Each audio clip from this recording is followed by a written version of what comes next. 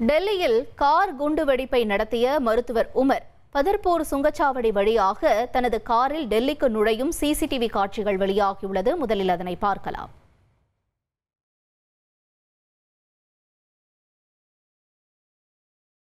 விவரங்களோடு செய்தியாளர் ரமேஷ்குமார் இணைந்திருக்கிறார். ரமேஷ்குமார், வணக்கம். தொடர்ந்து விவரங்களை பதிவு செய்யலாம்.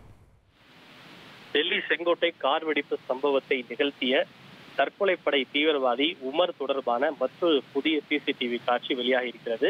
அவர் ஹரியானா மாநிலத்தில் இருந்துதான் அன்றைய தினம் காலை டெல்லி எல்லைக்குள் நுழைந்திருக்கிறார்.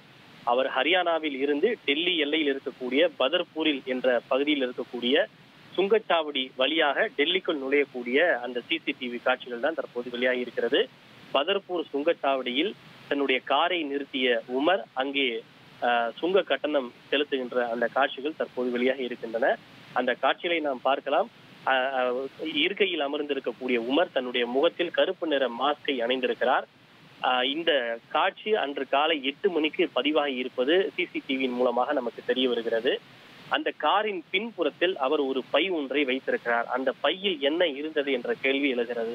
அந்த பையில் தான் வெடிபொருட்கள் இருந்ததா என்ற ஒரு கேள்வியும் எழுகிறது. ஏனென்றால் இந்த வெடித்த காரில் சுமார் 80 கிலோ வெடிபொருட்கள் இருந்ததாக தடயவியல் துறையினரும் புலனாய்வு அமைப்பினரும் தெரிவிக்கின்றனர். எனவே அந்த வெடிபொருட்கள் ஏற்றப்பட்ட அந்த காரை ஓட்டி வந்த உமர் குறிப்பிட்ட அந்த பின் இருக்கையில் இருக்கக்கூடிய பையில் தான் 80 கிலோ பொருட்களை வைத்திருந்தாரா என்கிற ஒரு கேள்வி எழுந்திருக்கிறது. இது தவிர சுங்க கட்டணத்திற்கான காசை கொடுத்த உமர் மீண்டும் மீண்டும் சிசிடிவியில் தன்னுடைய முகம் தெரிந்துவிடக் கூடாது என்பதற்காக அதனை பார்த்து தன்னுடைய முகத்தை மறைத்துக் கொண்டே இருப்பதும் அந்த சிசிடிவியில் பதிவாகி இருக்கிறது. இந்த காட்சிகளும் இந்த விசாரணையில் ஒரு முக்கியமான ஒரு ஆதாரமாக இருக்கிறது எதிர்பார்க்கப்படுகிறது.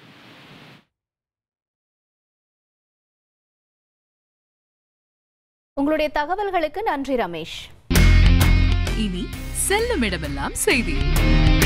தந்தி டிவியின் வாட்ஸ்அப் சேனலை ஃபாலோ பண்ணினா செல்ல இருக்கும் இடமெல்லாம் செய்தி. இதோ QR கோட் இப்பவே ஸ்கேன் பண்ணுங்க, ஃபாலோ பண்ணுங்க.